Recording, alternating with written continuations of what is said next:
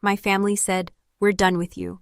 Funny how quiet it got when I was free. So last Thursday, around 1 p.m., I was in the break room at work, halfway through a cold turkey sandwich and wishing for a nap, when my phone buzzed. The screen lit up with a name I both loved and dreaded, Dad. For a second, I almost didn't pick it up. Usually, his texts were requests disguised as family emergencies. "Can you pay the internet bill? They'll cut it off today." Or, "Your sister's car broke down again. Can you send her some gas money?" But that day was different. Just one line. "We're done with you. Don't come around again." That's it. No explanation, no typo, just final. And then, as if to twist the knife, my sister reacted with a heart emoji. A freaking heart. I remember staring at that message like it was written in another language. The hum of the vending machine suddenly sounded louder, the smell of burnt coffee filled the air, and the world just stopped.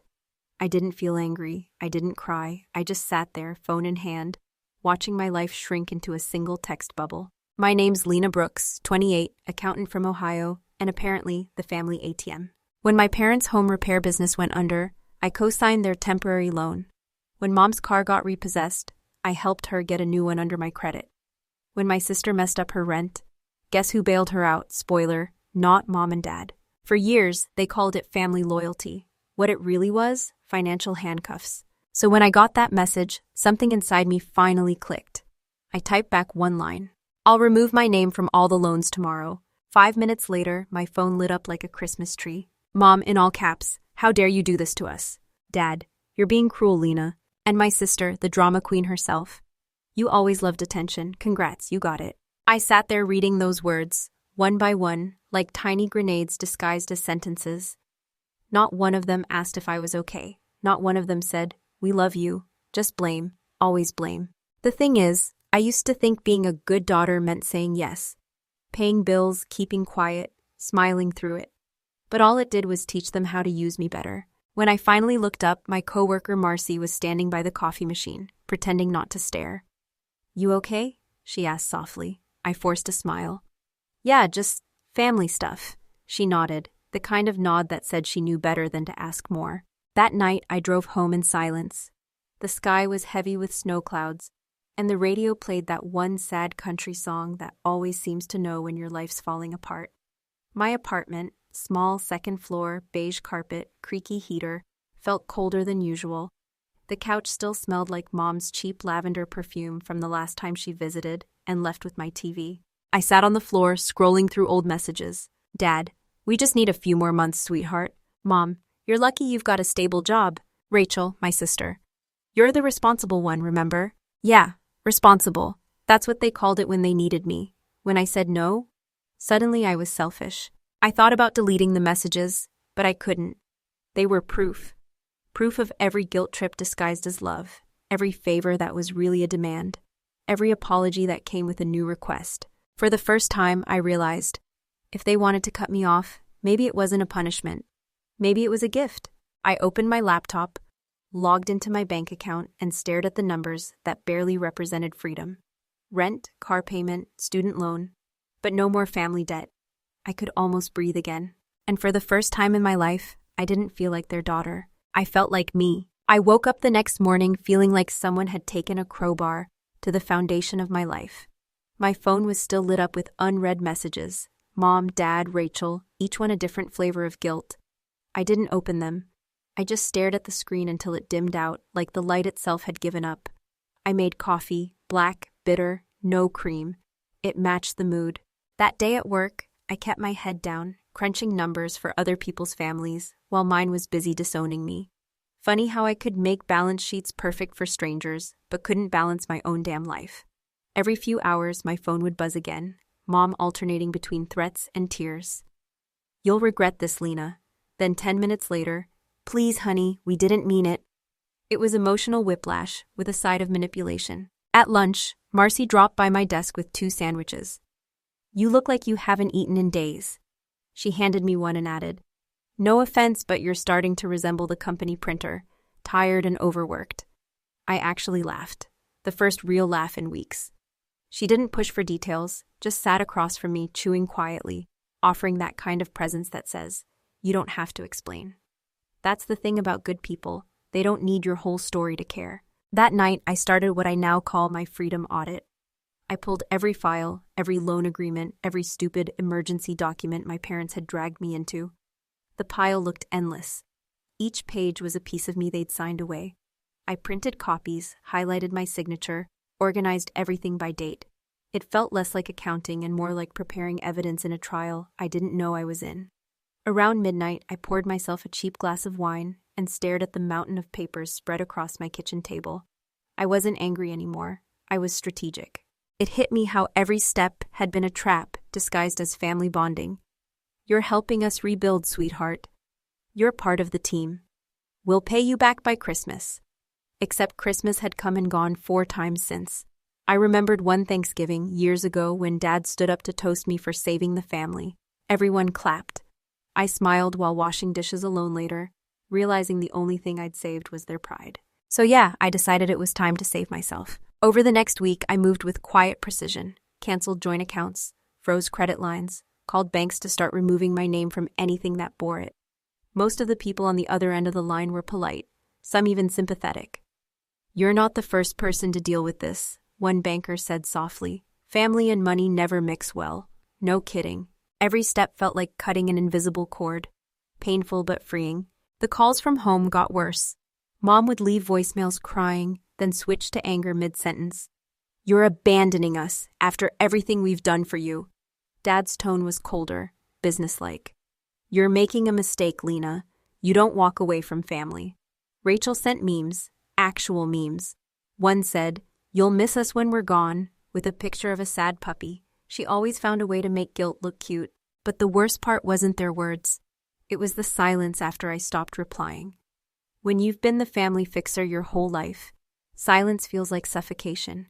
I'd wake up in the middle of the night expecting my phone to buzz with another emergency. It didn't. And that scared me more than the noise ever did. One evening, Marcy invited me over for dinner. She lived in a small house on the edge of town, with 2 rescue dogs and a garden full of dying basil. "Don't judge," she said, pointing at the wilted leaves. "Commitment issues." We drank cheap rosé and talked about everything except my parents. Then she looked at me, dead serious.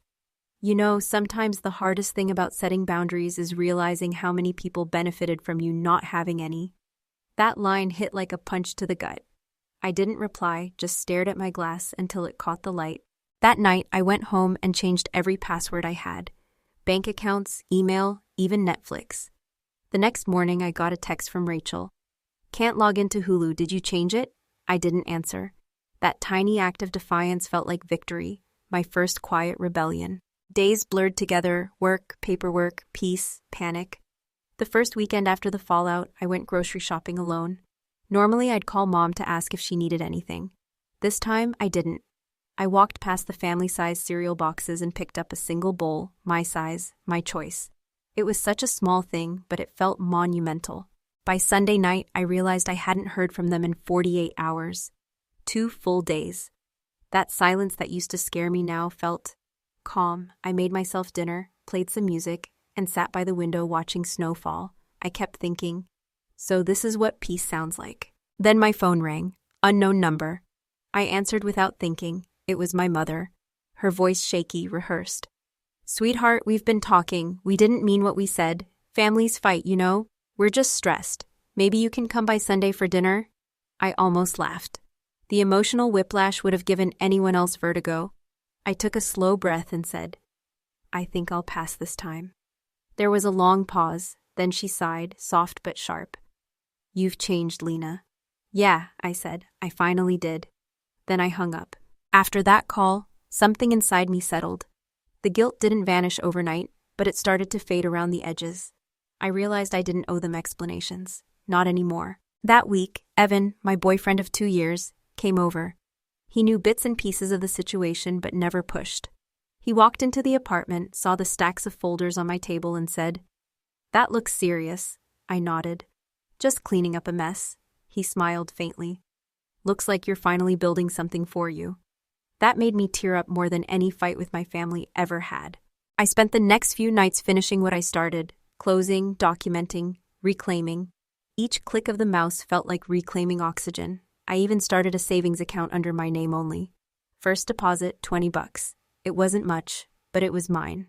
When I finally turned off the lights that night, the apartment didn't feel empty. It felt earned. I used to think rebellion meant shouting, breaking things, storming out. But real rebellion? It's quiet. It's methodical. It's deleting shared passwords, saying no without guilt, and choosing peace over obligation. And as I crawled into bed, the silence that once terrified me wrapped around me like a blanket. For the first time in my life, I wasn't waiting for my phone to ring. I was waiting for tomorrow. I still remember the day it happened like it was burned into my brain. It was a Wednesday, mid-morning, and I was at my desk trying to finish a quarterly report. Everything felt calm, too calm actually. Then my phone started buzzing so hard it almost slid off the desk. 5 missed calls from Dad, 3 from Mom, and 1 from Rachel. I ignored them all.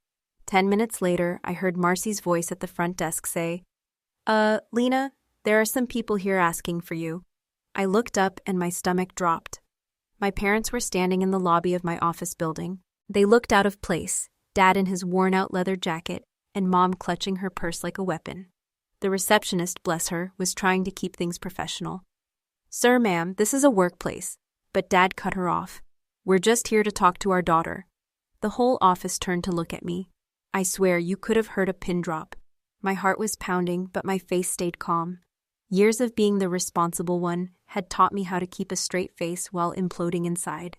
I stood up, smoothed my skirt, and walked toward them. "Let's go outside," I said quietly. The hallway felt endless, my coworkers whispering behind me like I'd just walked into an ambush. When we got to the parking lot, Dad turned on me like a storm. "What the hell is wrong with you? We just got a call from the bank. You froze our accounts." Mom started crying immediately, like on cue. "Lena, how could you do this to your own family? You're ruining us." I crossed my arms, trying to keep my hands from shaking. "I didn't ruin anything," I said. "I just stopped being your collateral." Dad's face went red. "Collateral? We're your parents." "Exactly," I said. "You're supposed to protect me, not use me." His jaw clenched. "You think you're better than us now? Because you've got a little desk job and an apartment?" I let out a small, humorless laugh. "Better? No, just done." Mom stepped forward, mascara running down her cheeks. "We didn't mean to hurt you, sweetheart. We were just desperate. You know how hard things have been since the business failed." She reached out to grab my arm, but I stepped back. "I know, Mom. I've been the one paying for it." For a second, no one said anything. Then Dad pulled a folder from his jacket, my signature all over it. "You think walking away fixes this? You sign these, Lena. You're part of this family's debt whether you like it or not." He smirked, like he'd caught me in a trap, but I'd come prepared. I reached into my bag, pulled out my own folder, neatly labeled, color-coded, notarized.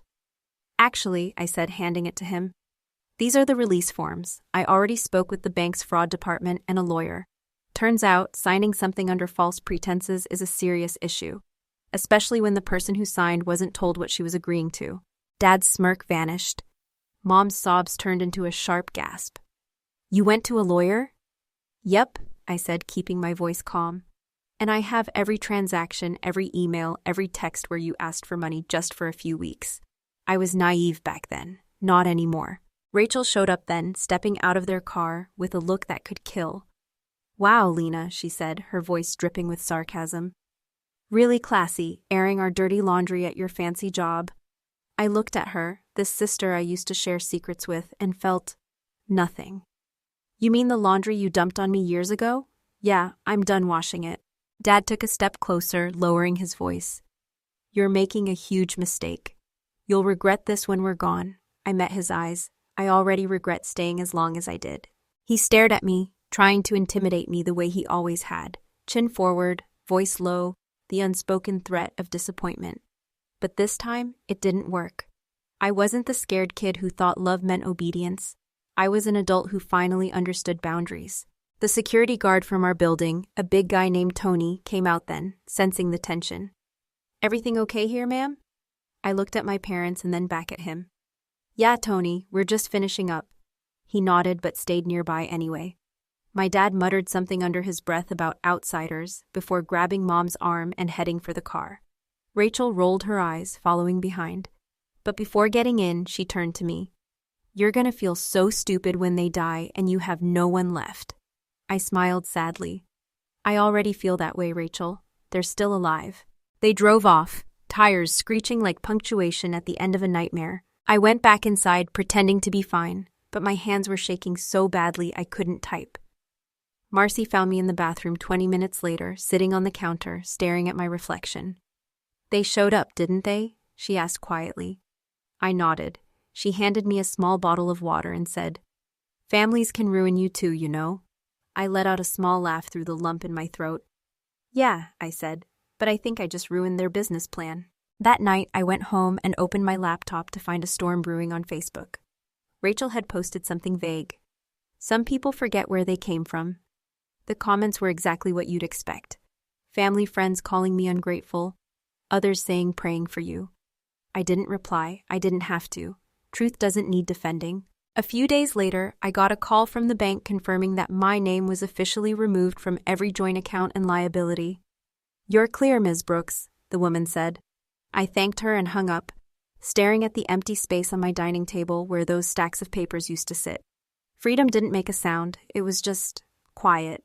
2 weeks passed before I heard from them again. Mom sent a single text. "You'll always be our daughter."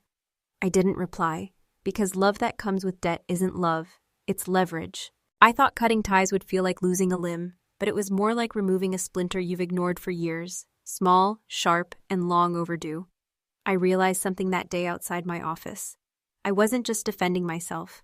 I was setting the standard for how I would be treated for the rest of my life. And as I sat on my couch that night, sipping wine and watching the snow fall, I whispered to myself, "Families can ruin you, but they can't own you."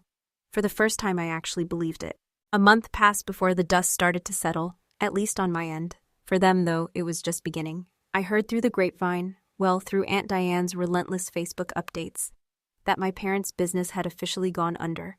The loans defaulted, the shop got repossessed, and they were selling off equipment in a yard sale like it was the final episode of American Pickers.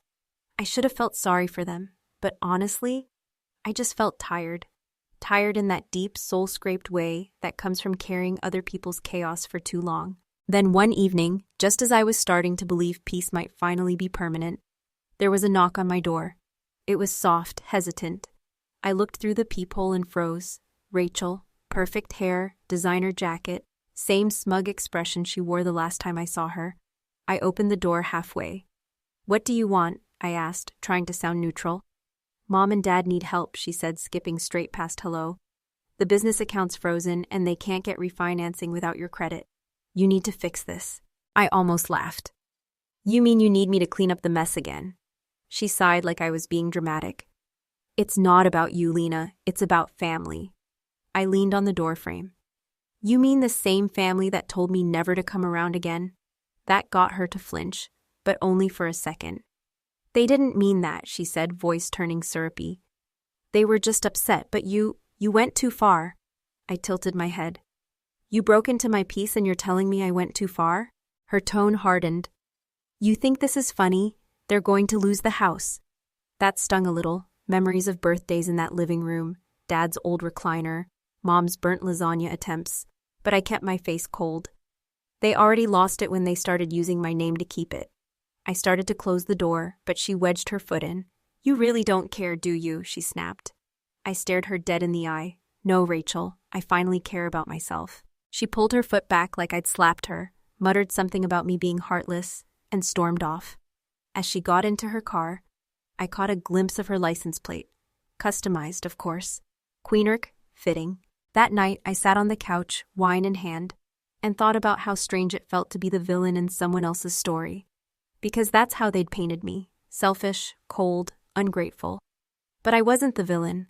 I was just the first person to walk away from a burning house. 2 days later, Mom called. I didn't pick up. Then she emailed, subject line, "Please read, honey. I shouldn't have opened it, but I did." It was long, filled with half apologies and half threats. She wrote about how they were on the edge, how Dad's health was failing, how Rachel was struggling too. Then the punchline, "We just need a little help to get back on our feet. One last time." I sat there rereading that line over and over. One last time, the same words they'd used after the first loan, after the second, after the time I co-signed the car that got repossessed under my name. Every one last time had turned into 10 more. So instead of replying, I opened another tab and donated $500 to a local nonprofit that helps women escape financial abuse. I figured if I was going to give money to anyone's recovery, it should be someone who'd actually use it to get free. Weeks went by, silence again, and then one morning, I was scrolling through Zillow during lunch and saw it, the house I grew up in, listed for sale. The caption said pre-foreclosure. I clicked through the photos. The living room was empty, the kitchen stripped bare. Even the floral wallpaper Mom had picked out when I was 10 was half torn off. For a moment, my heart twisted. That was my childhood in those peeling walls. But then another thought came. They didn't lose that house because I walked away. They lost it because they built it on my credit instead of their integrity. A few nights later, Evan and I were having dinner when my phone buzzed. Unknown number. Against my better judgment, I answered. It was Dad. His voice sounded older, smaller. You win, he said. I blinked. What? You got your independence. Congratulations. You can stop punishing us now. I took a deep breath. I'm not punishing anyone, Dad. I'm just not financing your mistakes anymore. He went quiet for a long moment, then softly. You really think you're better than us? No, I said, just different. And then I hung up. After that call, I didn't cry. I didn't even feel angry. I just felt done, like the chapter had closed itself. Evan came over, sat beside me, and didn't say anything. He just wrapped his arm around me while I stared out the window at the city lights. You okay? He asked after a while. Yeah, I said. I think I finally am. A week later, I saw Rachel's latest post on social media. A selfie in front of a moving truck, captioned, New Beginnings. Some people turn their backs, but God sees everything. I rolled my eyes so hard I almost saw my brain. Evan leaned over my shoulder, read it, and said, You blocked her yet? I smirked. Just did. That night, I realized something I hadn't before. Peace isn't loud. It's not fireworks or grand declarations. It's quiet dinners, safe people, and bills that only belong to you. It's the simple joy of not owing anyone an apology for choosing yourself. Then, just when I thought the storm was finally over, another email came.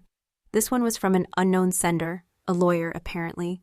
Miller and Tate Legal Group. The subject line read, Notice of Potential Financial Obligation. My stomach dropped for half a second until I opened it. It was vague, full of legal jargon, clearly meant to intimidate. We have been informed that your removal from family accounts may result in liability for blah blah blah. I smiled. Nice try. I forwarded it straight to the bank rep I'd been working with for months. 10 minutes later, he replied, You're fully released, Ms. Brooks. That letter has no legal standing. I stared at his email for a long time, the words fully released glowing on the screen. That was it. That was the real ending. Not their guilt, not their manipulation, just freedom, clean and verified. That night, Evan and I opened a bottle of wine and toasted to it. To being officially debt-free, I said. He grinned. And drama-free? I laughed. Okay, that one's still pending. But as I sat there sipping and smiling, I realized something important. I didn't need revenge. I didn't need them to beg or grovel. Their downfall wasn't my victory. It was just the natural consequence of choices they kept making. The real win was the silence that followed. No calls, no guilt, no strings. I had finally done the hardest thing a child can do. I stopped trying to save people who didn't want to save themselves. And the strangest part? The world didn't collapse. It just got quieter, softer, kinder. And in that silence, I finally heard my own life beginning. It's been almost a year since everything fell apart. Or maybe I should say, since I finally stopped holding it together. Sometimes I still wake up expecting a text from Mom or a voicemail from Dad demanding something, but the phone stays quiet. Silence used to terrify me. Now, it's peace. Life has settled into something beautifully ordinary. I wake up next to Evan, we make coffee, argue about whose turn it is to take out the trash, and head off to work. No drama, no guilt, no begging voicemails pretending to be love. Just normal. And I didn't realize how rare normal was until I earned it. Last week, I got a letter from Aunt Diane, handwritten, which was already suspicious. Inside was a single line. Your parents filed for bankruptcy. They're moving to Florida with Rachel. No apology, no they miss you. Just facts, like she was reading the weather. I sat there staring at that sentence for a long time. A younger version of me would have cried, or maybe driven over to check on them. But now, I just folded the paper, set it down, and whispered, I hope they find peace too. Later that evening, I told Evan. He looked up from cooking pasta and said, Do you want to talk about it? I shrugged. Not really, I think. I already said everything I needed to say. He smiled softly and handed me a plate. Good, then let's eat before the sauce burns. We sat there, candles flickering, the faint hum of a TV in the background. And for the first time in years, I realized I didn't feel haunted by them anymore. I didn't need closure because I'd already built it myself. A few weeks after that, I got an email from the charity I donated to months ago, the one helping women recover from financial abuse. They invited me to a small event in Cleveland, just an evening to meet survivors and supporters. I almost didn't go, but something in me said I should. That night, standing in a little community center with paper streamers and cheap coffee, I met a woman named Teresa. She told me how her husband had destroyed her credit, how she'd lived in her car for months, how she was rebuilding one paycheck at a time. Her story broke something open in me. I told her mine. We laughed about how financial abuse doesn't make good dinner conversation but somehow binds strangers together like veterans from the same invisible war. When she hugged me goodbye, she said, You know, you don't look like what you've been through. I smiled and said, Neither do you. On the drive home, I rolled down the window and let the wind hit my face. For the first time, I didn't feel guilty for surviving. I felt grateful, because surviving isn't just about escaping. It's about refusing to let your past define your worth. One quiet Sunday morning, months later, I was sitting on the porch with my coffee when Evan came out, sleepy-eyed, holding his mug. You look deep in thought, he said. I smiled. Just thinking about glue. He blinked. Glue? I nodded. Yeah, my family used to say I was the glue that held everyone together, but glue breaks when you stretch it too thin. He chuckled softly, then leaned in to kiss my forehead. Guess it's time you start building things that don't need glue. Now, when I look back, I don't see a sad story. I see a transformation. I used to think being a good daughter meant sacrifice, silence, and survival. But now I know it means boundaries, truth, and choosing peace, even when it's misunderstood. That line stuck with me. It became kind of a mantra. People love to romanticize forgiveness, like it's some grand gesture you make for others. But real forgiveness? It's deciding not to let bitterness rent space in your heart anymore. It's choosing to live better, not bitter. Sometimes when I pass by families in diners or at grocery stores, laughing together, a small ache still hits me. Not jealousy, not regret, just recognition of what I wanted so badly but never got. And that's okay. You can mourn what you deserved without reopening the wound. One night, I found myself scrolling through old photos, birthdays, graduations, holidays. In one of them, I'm about 16, standing next to my dad at the family hardware store, smiling wide with paint on my hands. I remember that day. He'd made me stay late to balance the books, but he'd also bought me ice cream after. That's the thing about complicated love. It's never entirely one thing. It's pieces of kindness trapped inside control. And learning to separate those two is how you heal. I closed the photo album and whispered to the younger me in that picture. You did good, kid. You finally got out. These days, I don't chase revenge or closure. I chase quiet mornings, home-cooked dinners, and laughter that doesn't come with strings attached. I've learned that peace isn't free. It costs every illusion you once held about family, love, and obligation.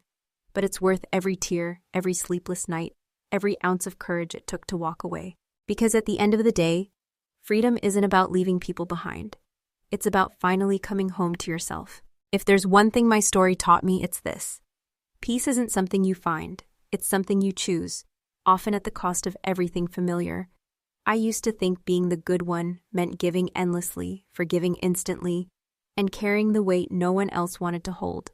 But the truth is, sometimes love disguises itself as obligation, and silence becomes a prison we decorate to look like loyalty. Walking away from that doesn't make you cold. It makes you free. Real freedom isn't about revenge or proving anyone wrong. It's about finally living in a way that doesn't hurt to wake up to. I've learned that setting boundaries doesn't mean you've stopped caring. It means you care enough to protect your own peace. And as cliché as it sounds, the saying is true. You reap what you sow. When you plant courage, you harvest peace. When you plant honesty, you grow freedom. And maybe that's what healing really is. Not forgetting the past, but refusing to live in it. They say, You can't pour from an empty cup. I used to roll my eyes at that, but now I get it. Because when you stop bleeding for people who keep cutting you, you finally have enough left to build something beautiful for yourself. They never apologized. Not really, but I forgave them anyway, this time on my terms. If you've ever been through something like this, I'd love to hear your story. Drop a comment, share your thoughts, or tell me how you found your own peace. And if this story resonated with you, hit that like button and subscribe. There are more stories like this, full of pain, truth, and redemption. Take care of your heart, friends. The world's a little softer when you stop fighting yourself.